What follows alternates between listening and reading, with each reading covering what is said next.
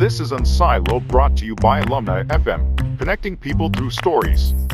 Welcome to Unsiloed. This is Greg LeBlanc, and I'm here today with Nate Hilger, who is data scientist, recovering academic, and author of a book right here called The Parent Trap: How to Stop Overloading Parents and Fix Our Inequality Crisis. Welcome, Nate. Thank you very much, Greg. It's a pleasure to be here.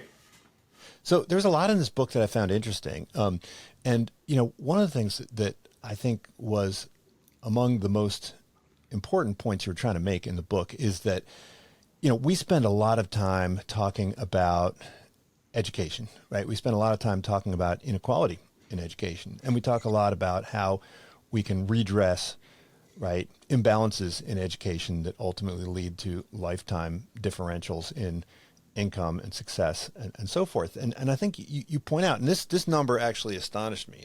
I'm still trying to make sense of the math, but you said that, you know, when we look at a child's time on earth, the amount of time that they spend in the school environment is actually quite small. I mean, it might be, you know, 10%, less than 20% of the time they spend in school. And the rest of the time, you know, they're usually among friends, but probably mostly among family. And therefore, you know, a lot of the differentials in life outcomes can be traced back to differences in the home environment. Now, normally, you know, if I think if a parent hears that, they're like, oh my gosh, that means that I'm responsible for all this.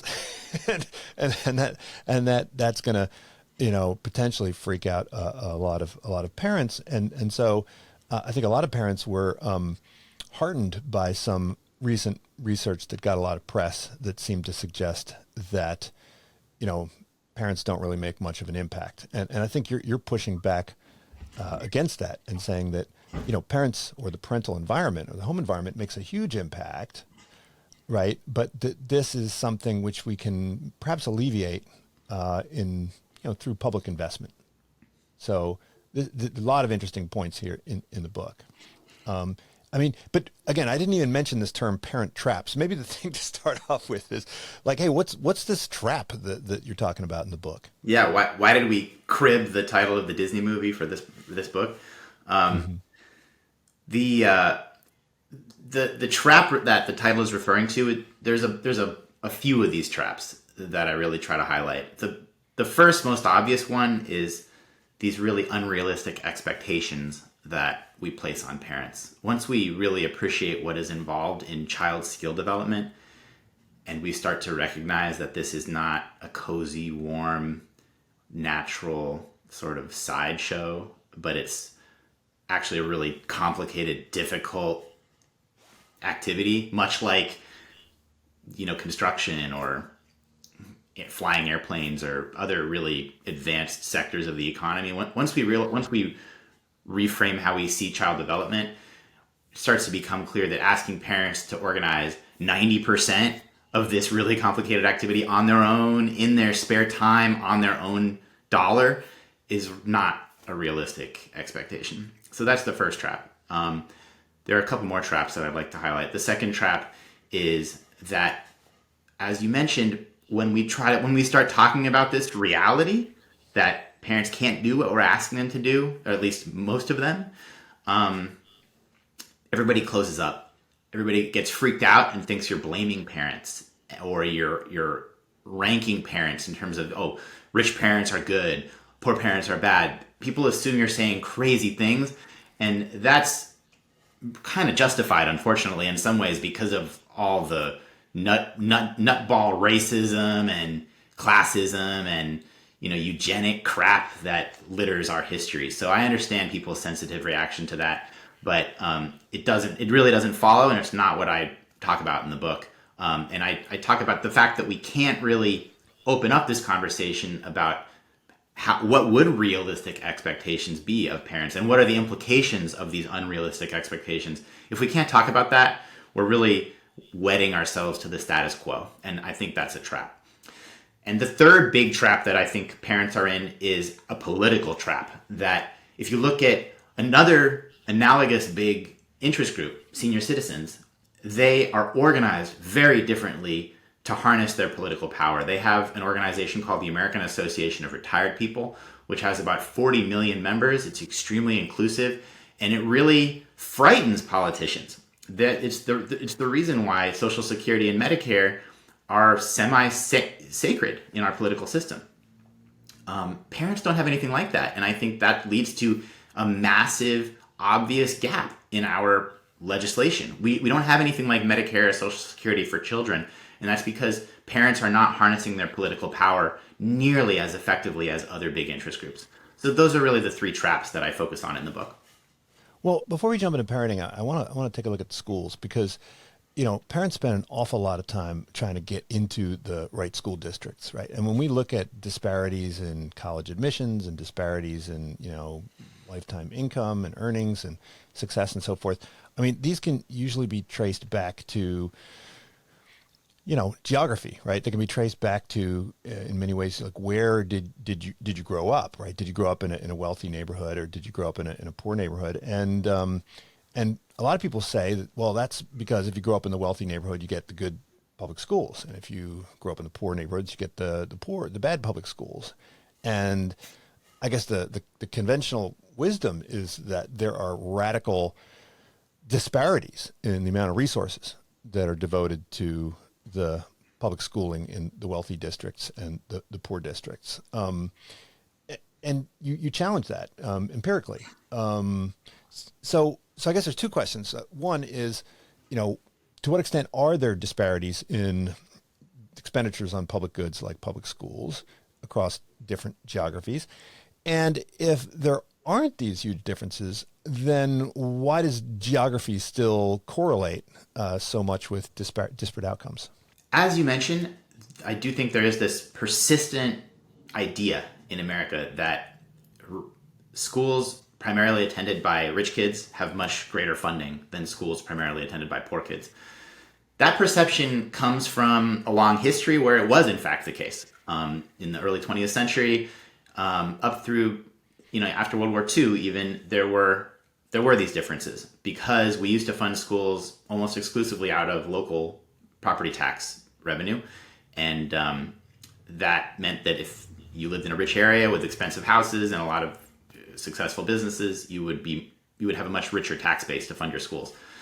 That has changed a lot because the tax base for schools has shifted to state and federal sources that are much more progressive than property tax. And if you're an economist, so like the whole Thibault model of public goods provision, right? I mean, that entire model was built on this idea that, you selected your level of public goods based on, willingness and ability to pay, right? Yes, that's right. The Thibault model has so many problems that we won't beyond just, the role of federal and state spending. But if you look today at schools that are predominantly attended by lower income kids versus other schools that are not attended by predominantly lower income kids, the spending gap in terms of per student spending is something like 2%. There's really not much of a difference. And if you look at the nuts and bolts of those schools, you can see that the class sizes are similar. The teacher qualifications are pretty similar. There are some remaining differences in teacher qualifications, and I'm going to get to that in a second. I think that's not a result of something that the schools are doing per se. It's a result of what happens outside of school. So think about that 2% difference in school funding for schools attended by mostly lower income kids and other schools. If you look at home differences in educational spending, the spending that families are asked to support on things like books and computers and tutoring and college application assistance and those kinds of enrichment goods, the spending gap is not 2%. It's over 1,500% if you look at, upper and lower income groups. It's another world. It's really like once you realize that most child skill development is happening outside of that shred of time we support in the public education system, it really turns your views upside down because it's like Jim Crow levels of inequality outside of school. And those remain today, and that characterizes 90% of the hours that kids have available to build skills in childhood. So I really think the reason why these differences persist is because, yes, the kids who grew up in rich neighborhoods have a lot of advantages, but the vast majority of those advantages are happening outside of the public education system. And that bleeds into the public education system in indirect ways. But it's because the public education system has such a small grip on what is happening in children's lives. If I mentioned before that I said I would come back to this, that there are some residual differences in the kinds of teachers that rich and poor schools can hire. That is a symptom of the other inequality outside of school, because it's a harder job to teach in a low-income school. And when you're paying equal pay for a harder job, you're going to have a tougher time recruiting and retaining talent. Right. So these huge differences in terms of outcomes can be traced back to differences in skill development, right, across these individuals. What kind of skills are we talking about? I mean, are we simply talking about kind of, reading and writing and so forth, or are there, a whole suite of other skills that correlate well with lifetime outcomes? Yeah, a big shift in economics over the last 30 years or so has been a much greater appreciation for this broader portfolio of skills that feed into lifelong success. It's no longer this obsessive focus on test scores and reading and writing and math, as you mentioned. People now appreciate non-economists always appreciated this, but economists tend to fixate on what they can measure and do statistics with. And so now economists are coming on board as well to realize the extreme importance of things like social skills, empathy, your ability to speak clearly and persuasively, communication skills, your ability to persevere when you suffer a setback or a rejection, your ability to control your emotions and your impulses in hot situations. So it's really this broader range of skills that we're talking about here in terms of the burden we place on parents and what schools can achieve, given that they have such a small share of children's time.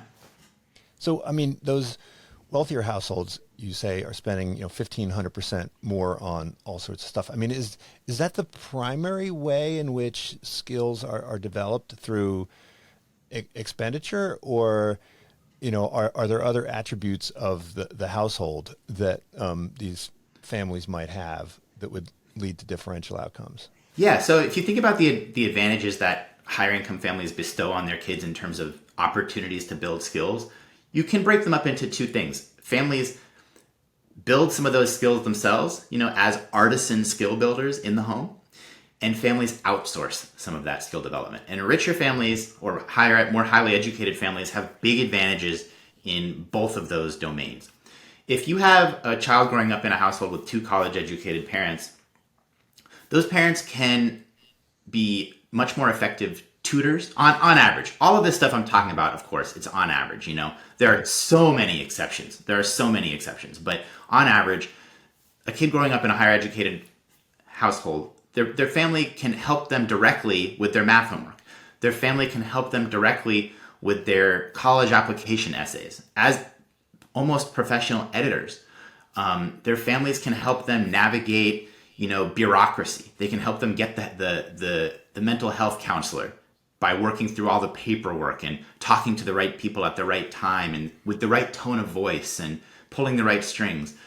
There are all these complicated things that higher educated families can do themselves more effectively, but then they can also leverage their savvy and their financial resources to outsource a lot of things more effectively as well. So if they don't know how to help their kid with, Algebra 2 homework, and their kid is struggling and getting upset, they can hire a professional tutor. And that is both a financial thing, that they can afford a professional tutor, but it's also a sort of deeper thing. Because if you don't know anything about the education system, you've never really felt comfortable with it, it hasn't been a place where you felt welcome, and you try to hire a professional tutor, even if you can afford it and you're willing to pay for it, it can be really intimidating. Because you go on, there's a million different tutors. Some of them charge $10 an hour. Some of them are free. Some of them are $300 an hour. It's crazy. And you might try to do this and just get kind of worried that you're going to be ripped off and give up. And so that's another advantage that rich families have, is they can navigate the complex process of procuring expert assistance. Well, I mean, it's crazy to me, and I think you mentioned this in the book, is that nobody receives any kind of formal training in becoming a parent, right? I mean, before you're allowed to be a pediatrician, you need whatever, I don't know how many years of higher education devoted to like 10 pediatrics, years. Right? If you want to fly a helicopter, as you say, this is your favorite example. You gotta spend a couple of years learning how to fly a helicopter. Yeah. And yet, we just go and have kids, and we're supposed to know how to do this. I mean, I don't even think there's a single class you can take in college on, parenting, right? No. I mean, at most universities, not even a single one unit you can take, right? So, I mean, if we work as accountants by day and we get years of training, in how to be an accountant, why is it that, parents don't get formal training? I mean, is it just that, we assume it's easier than it is, or is it that we think that these skills are instinctual, or do we think that they are handed down? And, has this always been a problem? I mean, maybe the kinds of skills that kids needed to develop in, the Middle Ages, they learned unproblematically, just out there following their parents around in the field. I mean, is this a problem that's, a modern problem, or has this kind of always been a problem with parenting? I think under the hood, this has always been a problem, and a big source of the intergenerational persistence of social status and economic success has always been related to the fact that we impose child development on parents as a private responsibility and a private burden. There's a great quote I cite in the book from a psychologist in the early 20th century saying, the main advantage of kings has not been their genetics or anything. It has been access to extremely prestigious, professional, educational experts throughout their lives that help them learn how to do things in certain ways. And I think it's always been a problem. Intergenerational persistence, social mobility have been pretty bad in America for a long, long time. And even all around the world, if you grow up poor, you're at a huge disadvantage. And I think that's because we ask parents to do too much. You mentioned a couple other questions there, Greg, and I'm forgetting what they were. Can you jog my memory? You mentioned something interesting. What was that?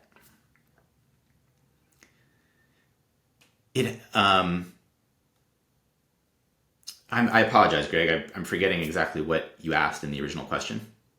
But yes, to the one point you raised, I think this has always been a problem under the hood. And today, when inequality is bigger, the stakes are higher, of course.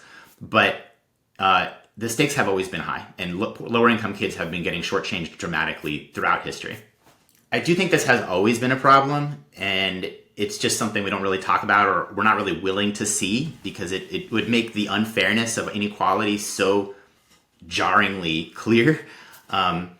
But the problem becomes higher stakes during periods of higher inequality, and today we're really in a period of high inequality, and so it feels scarier to think about the opportunity gaps between groups.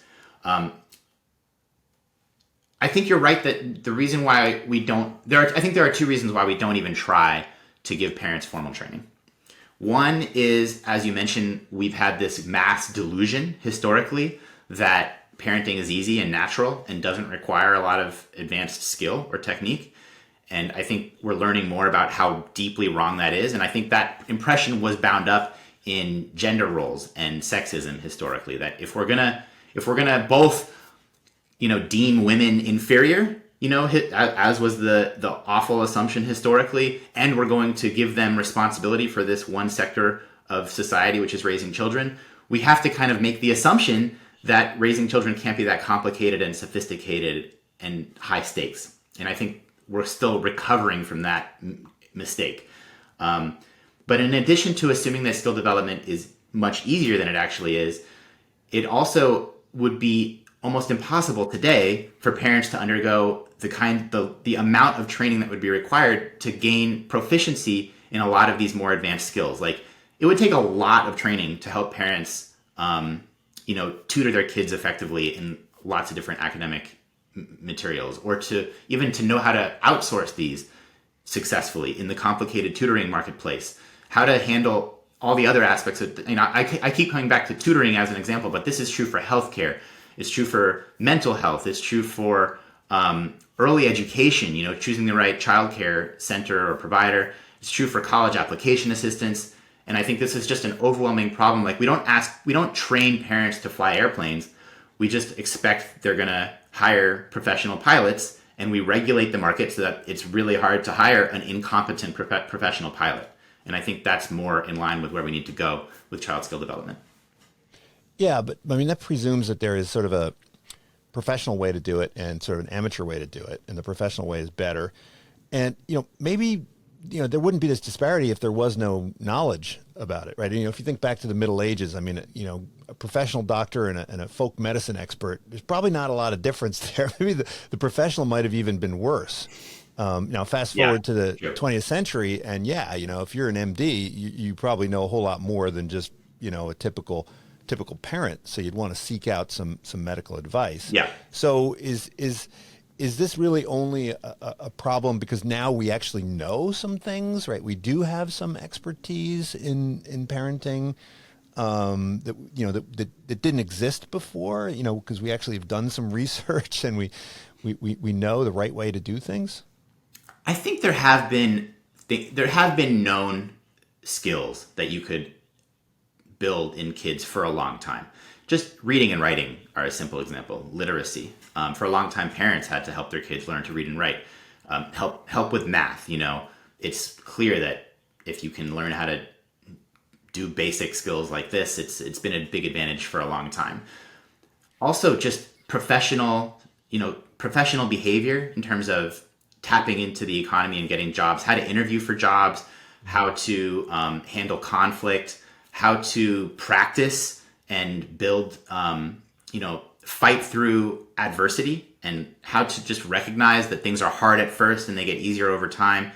Tapping into all the behavioral tricks that coaches have used for a long time to help people build skills. I think there's been a lot of opportunities afforded to higher income kids pretty clearly for a long time. And it's not just about, the latest discovery in medicine about, how to handle a gallbladder infection or something that is really more about the progress of modern science. I think it's been more basic than that. But what is interesting is that there are these huge disparities in terms of how much, research goes into, say, medicine and how much goes into parenting. And in particular, right, we don't have a whole lot of RCTs on all of these different parental interventions. And, when you read all these parenting books about, do this, do that, I mean, very few of them are supported by any kind of, RCTs. Yeah. I mean, so I guess, one question would be, why aren't we investing similar amounts of money into research, into parenting? And, what's the problem with kind of random controlled trials? We do them all the time in medicine. Yeah. Right? Anytime some new thing pops up, we say, all right, we got to run it through this RCT. Whereas it seems like when it comes to even teaching, reading, not even at home, like parenting, but like even in the classroom, there don't appear to be nearly as many kind of experiments being done. Yeah. The biggest reason is funding. And it comes back to this political power differential between kids and parents and other interest groups. In the book, I talk about how child development is really under the hood without realizing it. It's the biggest industry in our economy. It's like a $5 trillion per year industry. It's bigger than healthcare. It's bigger than transportation and communication. And in these other industries, it's common to spend about 2% of your gross revenue on R&D, research and development, to innovate and to improve the efficiency of your operations over time. The child skill development industry, if you view it like that, spends approximately zero on research and development. The biggest agency, there's no parents don't have time to do proper research and development. Most school districts don't have time to do proper research and development. It's really about a couple federal agencies, the biggest one being the Eunice Kennedy Shriver National Institute of Child Health and Human Development, which has a really incredible origin story that I talk about in the book and is really dramatic and fun. And this is really peanuts compared to what, the good example you mentioned, healthcare.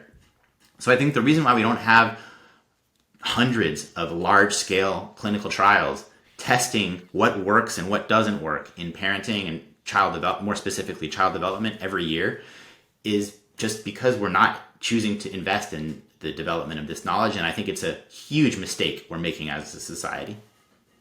But look, I mean, with healthcare, I mean, it's not, we do some cost benefit analysis. I mean, a lot of people can debate the methods and the numbers and so forth, but you mentioned in the book that we might spend $10,000 a month on a life-saving cancer drug to extend somebody's life, right? And again, we're not going to spend $1 million. I mean, there is some limit to what we will spend. But when we look at those numbers, we're definitely not doing the same kind of calculations on, say, early childhood interventions. And we're definitely, if we are doing it, we're attaching a very, very different number, right, to the benefits than we are when we're talking about kind of life extension. So why is that? I mean, what different number are you talking about, Greg? What do you mean?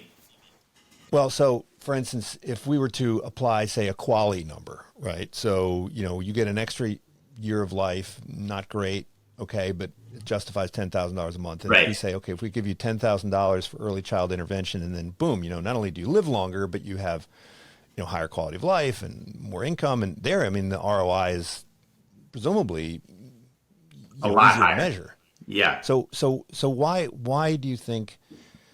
I mean, we're not spending more on understanding those kinds of return on investment?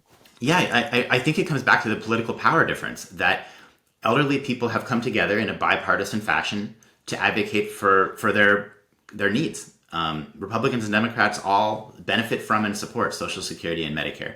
These programs are massive. They're like the largest social support programs in our budget, and it has led to not just fiscal differences in how we spend our tax dollars, but it has led to like cultural and mindset differences in terms of what people feel entitled to and what is considered worthwhile.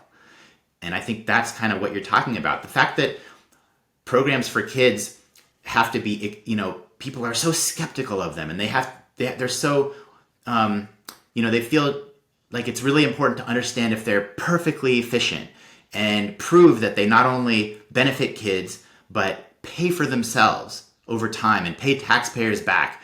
None of these questions are asked about what Medicare pays for or what Social Security accomplishes. With Medicare and Social Security, it's just, do people want these things?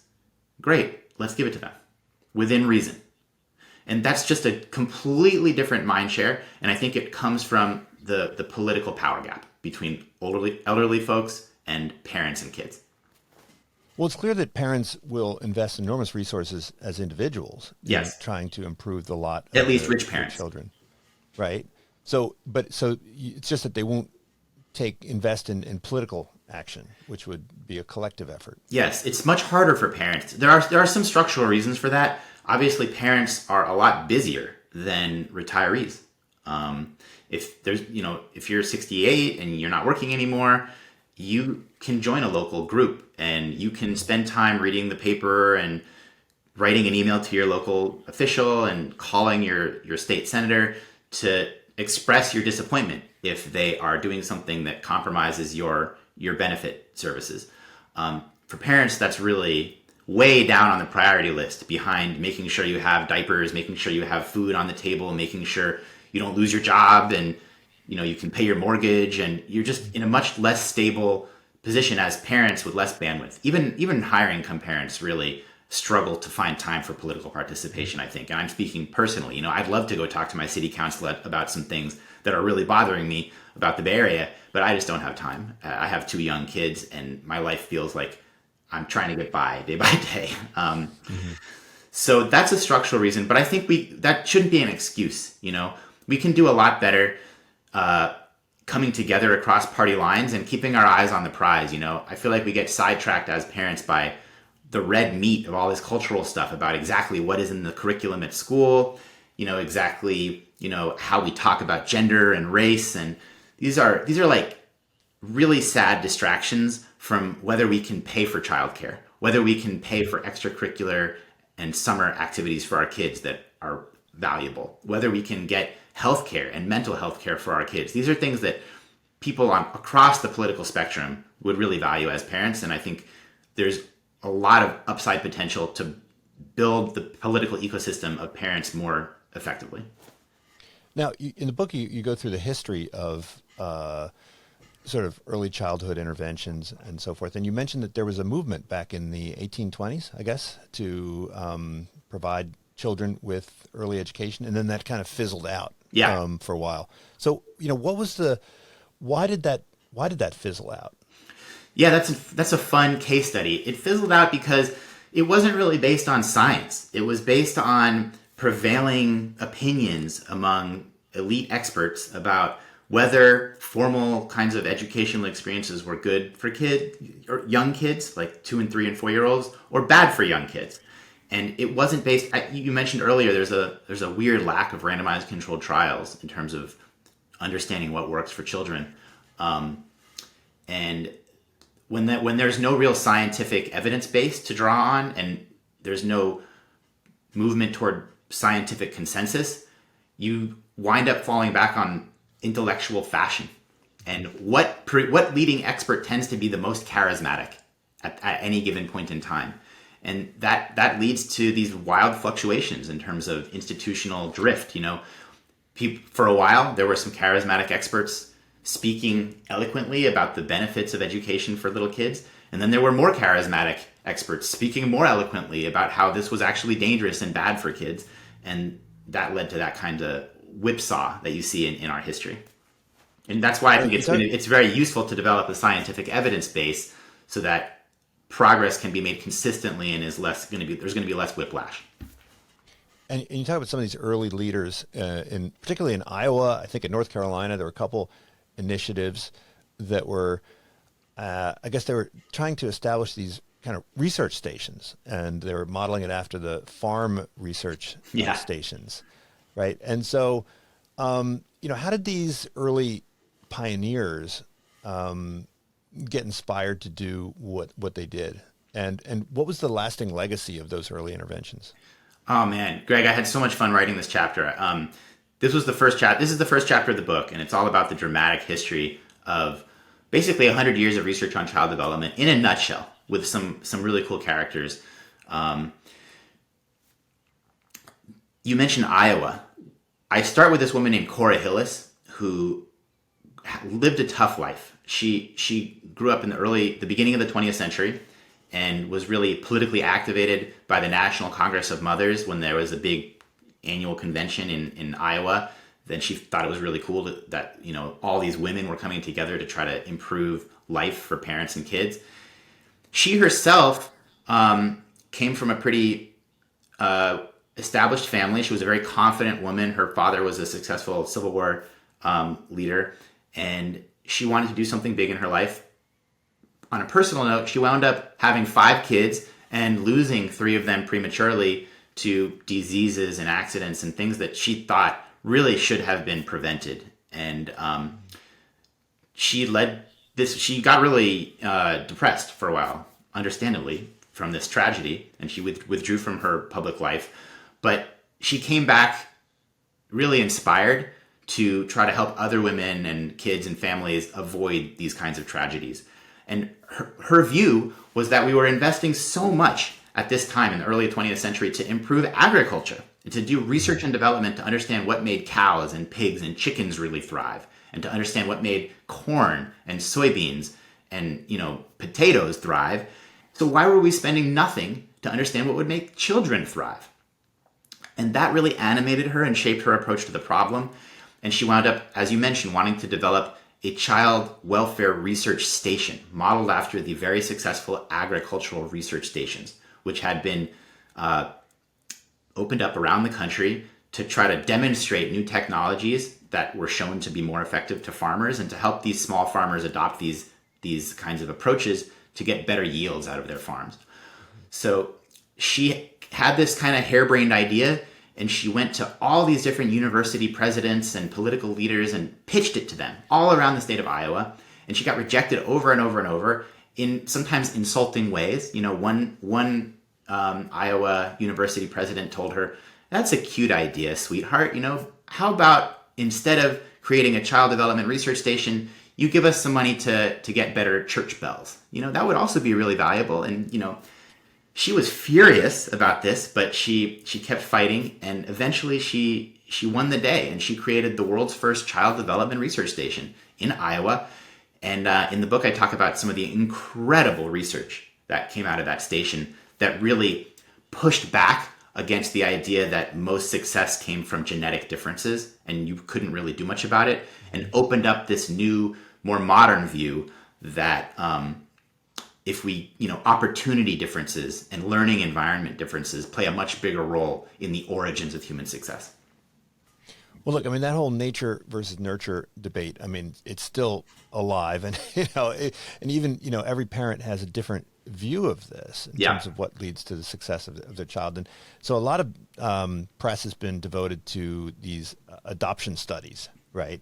And I've had some other conversations about this where, people will say, "Oh, look at these two twins separated at birth, and they both, have rubber band ball collections, right? And so it's all genetics." And so, and you point out this kind of the restricted range problem, and this is a problem that I talk about in my statistics class quite a bit, right? Of course, the genetic differences are going to rise to the top when there's not a whole lot of variation in the environment. So you'd really want to know, like, okay, let's put people into homes that are radically different, and that's just not going to happen because adoption is so restrictive and so difficult. Yeah. So first of all, is there a way that we can tease something out of the adoption studies, and are there better adoption studies? And then secondly, talk a bit about this census data, right, which seems to be, unfolding all sorts of interesting insights and secrets.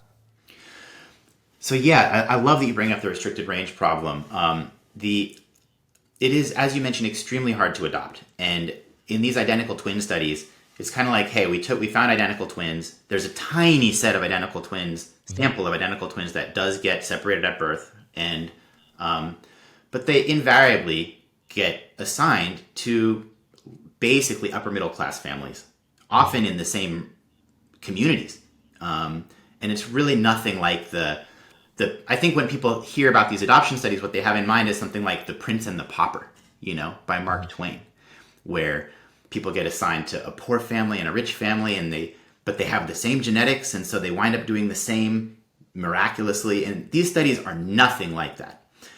The studies that are like that, there are these really unusual studies that do find the exceptional cases where two siblings grow up in radically different environments, and they really are more like the Prince and the Pauper kind of heuristic. And they find exactly what you would expect if you think your environment is really important. They find huge differences between the sibling that gets the more advantaged and the less advantaged environment growing up.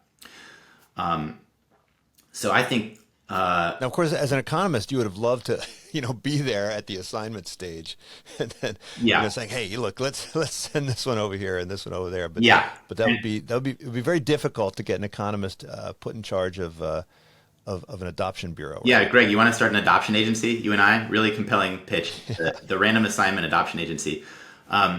So some of these studies, the kids are adopted, the kids are separated very early in their life, so it's not like the amount of selection is a little bit limited because they're babies, But there are also studies where they don't solve the restricted range problem. I bring up this one study by Bruce Sacerdote, which I think is amazing, based on these Korean adoptees through the Holt International Adoption Agency. Bruce Sacerdote is an economist at Dartmouth, and he discovered that one adoption agency was, in fact, assigning kids to different families at random. And it was they didn't mean to do it for research purposes, but that's just how they solved the problem. And he got really excited, and he leveraged that to learn the importance of family background. Now, of course, he did not overcome the restricted range problem that you mentioned in this study. All of the parents adopting Korean kids in the Holt International Adoption Agency framework they couldn't have criminal records, they couldn't be poor, they couldn't be unemployed. At the time, they probably couldn't be single parents. they really had to be largely upper middle class, stable households. So he still has this big restricted range problem, but he has random assignment, and within the narrow amount of variation, there was still some differences in terms of advantaged and less advantaged parents that kids were assigned to, and he finds pretty substantial differences in the outcomes of kids based on that stroke of luck about whether they were assigned to more or less advantaged families. And you can do a back of the envelope adjustment to sort of scale up those impacts based on what you would expect to find in the much wider Wild West of American parents, because there really are parents who have criminal backgrounds and dropped out of high school, and all the normal parents in our society who have a much richer range of experiences for their kids. And if you do that calculation, you get, just like the other kinds of adoption studies I mentioned, the implication is that what kind of family you grow up in has huge implications on average for your lifelong outcomes. Yeah, and so what we'd really like are a lot of natural experiments, and one of the natural experiments you mentioned, which I thought was really interesting, is what happens when families, win the lottery, right? And so you get all these resources, and so if we think it's just about money, then we should see big differences in outcomes with the children of these families, and we don't. Yeah. So I mean, Clearly, money has something to do with it, but it's something more than money, right? I mean, it's not simply, wow, I've got all this money, now all of a sudden my kid is going to be more likely to go to college and more successful and so forth, right? Absolutely, yeah. If you get a lot of money, you still, if you're not comfortable and familiar in educational and healthcare environments, you're still going to struggle to be that effective advocate for your kid in the way that college-educated, affluent families often are. And this was a finding that jumped out of the lottery study you mentioned, which was like really quantitatively persuasive. That was focusing on the outcome of college, and perhaps to some people's really surprise, the families that won the lottery right before their kids were going to go to college, those kids were only slightly more likely to go to college. It was a really small impact. It was less surprising to some sociologists who had spent a lot of their career observing more and less advantaged families up close. Mm-hmm. This woman named Annette Leroux is really famous in this area. She wrote an extraordinary book called Unequal Childhoods, and she kind of moved in with families and observed how they handled the day-to-day stresses of child development. And she concluded, this was just extremely complicated. It was a very thick problem. How to, not only do you have to know, just to give one example in the tutoring case again, not only do you have to understand the math to help your kid with it, but you have to understand teaching methods. Mm-hmm. You can't just browbeat your kid. That won't be effective. You have to kind of trick them and coach them and, motivate them. And that's a separate set of skills. And that complexity pervades the child development problem and is not going to go away if families just have more money. Yeah, the tutoring thing is particularly interesting because I know, there are these huge disparities in parental tutoring, and in the sort of upper income, highly educated families, there's a lot more tutoring. But when I was growing up, nobody's parents tutored anybody, even in the wealthy neighborhoods, and so that disparity, although it still existed, wasn't because of differential, tutoring. Do you think by outsourcing a lot of the education, are we outsourcing more of the actual role of education in math and reading and so forth to parents relative to what we did in the past? There has been some research that this higher stakes, more intensive approach of parents today comes from the higher inequality that we're experiencing as a society today. So if you grew up in the 1950s, the difference between a kid who got a college degree and a kid who got a high school degree was not as kind of daunting as it is today. And so that may have led parents culturally to step back a little bit and just let things play out and be less manically involved in their kids' lives. But I do think there was a lot of implicit tutoring going on at the time, even if it wasn't as obvious as like helping you with math homework. I think just setting an expectation at home that you were going to take school seriously, encouraging kids when they did well, help noticing when kids were struggling at school, like knowing how to keep an eye out for the signs that the kid was not succeeding at school and intervening to like speak to their teachers or the principal or speaking to the kid to motivate them more, either through rewards, like a lot of rich families pay kids for grades. That's a strategy that a lot of rich, higher income families have used for a long time. I think there is a lot more of this implicit parental coaching and guidance than you might think if you just focus on, sure, your parents might have not helped you with your math homework, but I think they may have been doing a lot of other kinds of direct one-on-one coaching and intervention. Yeah, absolutely. And, while the thrust of your book is essentially about how we need to ask less of parents and maybe have these other support tools, but there are some things that, really are the exclusive role of the parents. And you talk about this, and you talk about how, there have been some efforts to teach parents, how to do the most important aspects of parenting. I was wondering if you could talk a bit about some of those interventions and, how effective they've been. And, why is it that they are not as pervasive as they are? Parent training programs? Yeah. Yeah. So I was really curious about parent training programs in writing this book. And one thing I did was attend a parent training program myself. It was called the Parent Project, and I went to a 3-month parent training program. I chose a program that was, one of the big problems with these programs is they don't have a lot of participants. Most parents don't have the time or inclination to attend a training program. They're busy, and so that means you get a very selected group of parents who show up to these programs. They tend to be more white. They tend to be more upper middle class. Parents who are probably having a lot of advantages and resources in their parenting anyway, outside of the parent training program. So I went to a parent training program that was, for many of the participants, mandatory. It was court ordered because their kids were having a lot of interactions with the juvenile justice system. They were having problems with pretty severe problems in terms of running away from home, substance abuse, threats of suicide, theft, stuff that is very hard for families to deal with. And so I went to this parent training program. I sat in this classroom after my full-time job, just like the other parents, week after week after week. And I got to see up close a lot of what the research was saying, that I could kind of feel why parents don't want to do these programs. It was exhausting. I was struggling to stay awake. A lot of the other parents were struggling to stay awake. The instructors were doing their best, and they were really, really cool instructors. They brought a lot of passion to their work. And they were giving a lot of really good advice. But the advice was complicated. It's like, yeah, you can tell me how to fly a helicopter. You can give me like the 6 checklists that would, if I implemented them, help me fly a helicopter. But can I really digest all of these checklists and really put them to use under pressure in the moment? That seemed harder to me, And the program, of course, it didn't have time to let parents practice everything over and over again in simulated or real situations.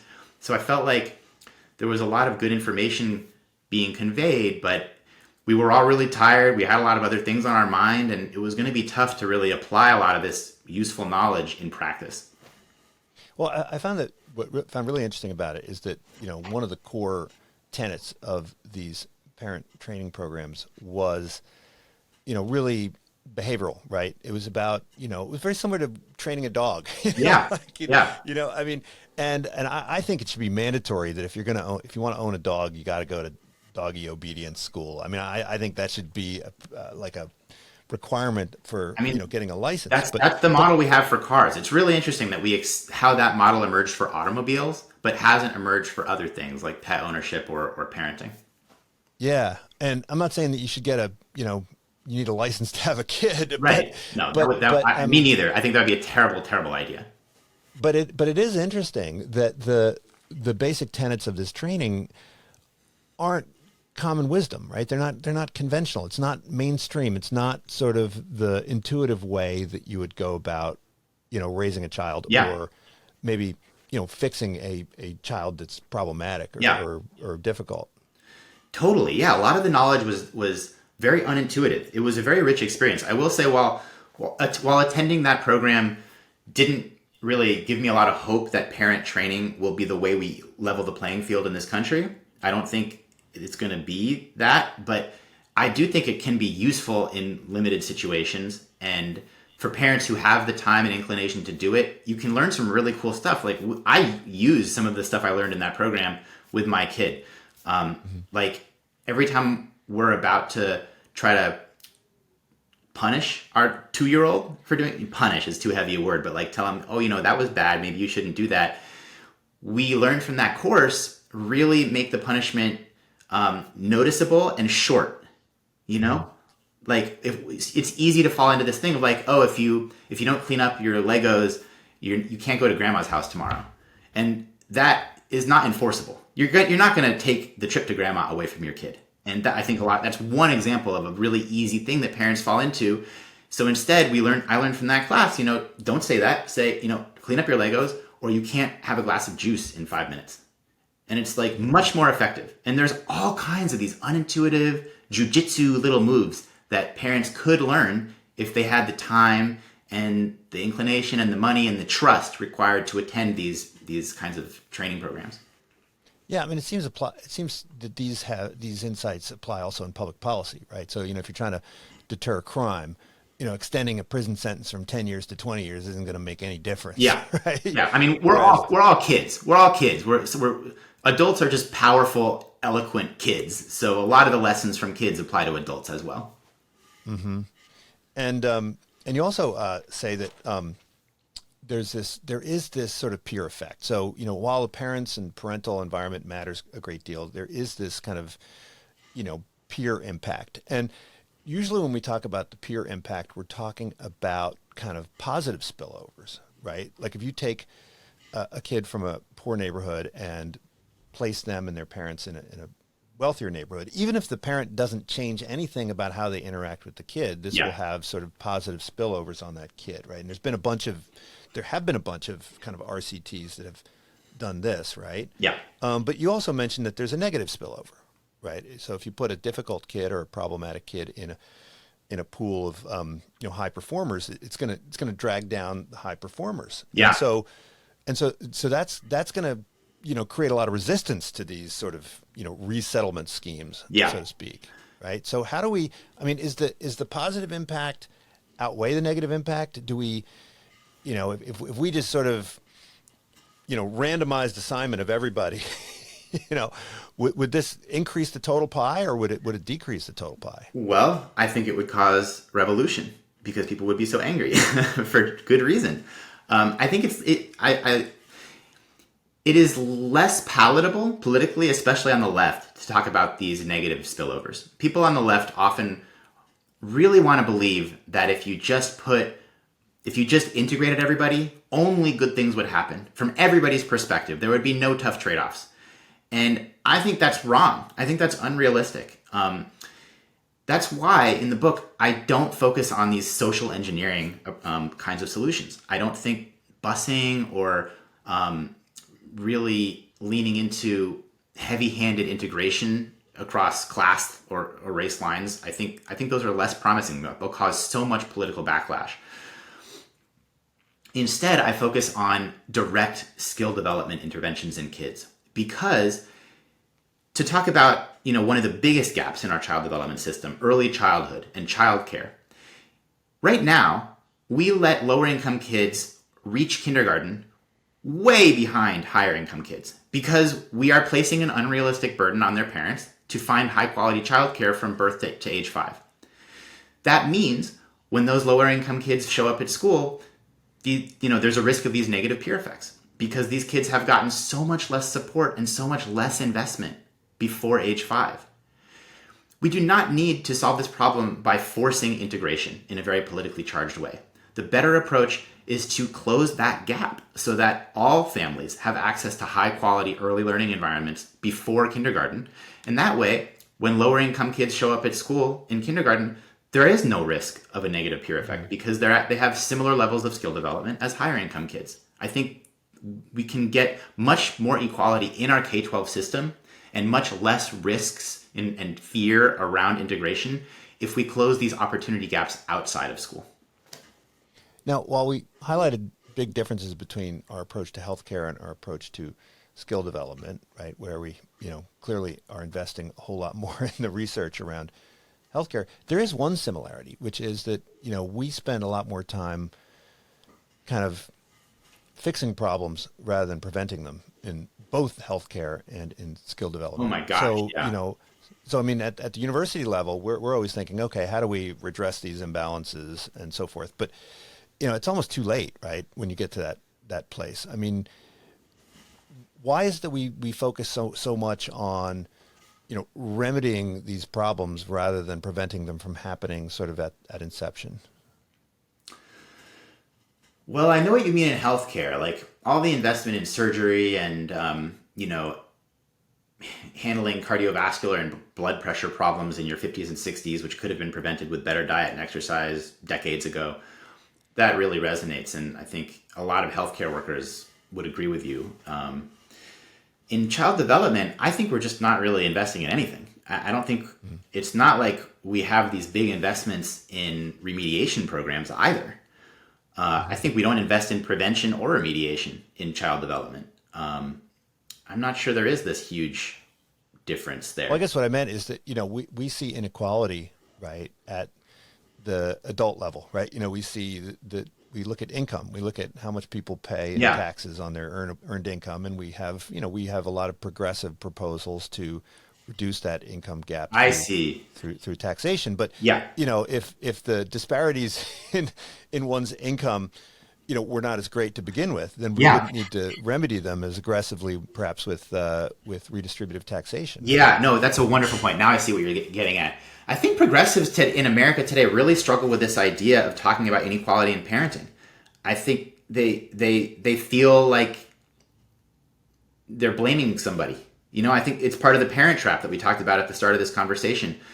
Progressives kind of have to, if they want to be politically correct, they have to pretend like all parents are doing an equally good job and poor kids reach adulthood similar to rich kids with similar skills, and black and white kids have similar skills, and it's really just about discrimination and these bad business owners and these bad managers who are unfairly discriminating against certain kinds of people.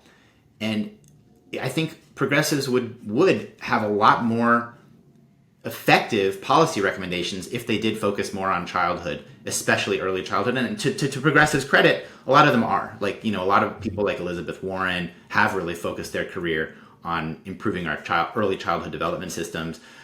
President Biden tried to get through a program that would have done a lot to close gaps in early learning environments, and it had some support for extracurricular and after school and summer activities. And it just failed by one vote. If we can convince Joe Manchin that closing opportunity gaps in childhood is a really important, worthwhile investment of taxpayer dollars, then we would make a lot of progress. So I do feel that would be a really great direction for progressives to go. And I think they'd get more bipartisan support as well. One way that we can talk about this potentially is perhaps a bigger government for kids is the best way to get a smaller government for adults. Mm-hmm. If you look at what predicts reliance on the social safety net in terms of disability insurance, unemployment insurance, welfare, earned income tax credit, all these things that conservatives really don't want people to rely on, by far the biggest predictor of that is educational attainment, which is just kind of a proxy measure for childhood skill development. And so, if we could all come together and agree that kids need more universal support from professionals like tutors and teachers and counselors and nurses in their local communities, and that would help people reach adulthood ready to stand independently and not rely as much on government programs. I think that's a really promising direction for progressives to push on. Yeah, and you call this suite of proposals family care, right? That's sort of your overarching title for a whole suite of recommendations. Yeah, now, family care, because it sounds like Medicare, and I just want to tap into that sacrosanct political nature of Medicare. Well, I think it's because, it's hard to find people that oppose Medicare. I think there's a lot of people that oppose the Great Society initiatives of the 60s, but not a lot of people oppose the New Deal initiatives from the 1930s. Now, of course, I think critics would say that this is bound to be mired in bureaucracy, and it's going to be inefficient, and that government is going to do a poor job. I think you have some responses to that critique, and you have more faith in the government's capacity to launch these initiatives. Would you need to rest sort of the decision-making powers in sort of a disinterested bureaucracy in order for this to work? Would this work best at the federal level, or are some of the initiatives that you propose things that can be adopted at a local level? I think it could be rolled out at a very local level. However, I do think there is a big risk of the federal government. Well, let me step back for a second.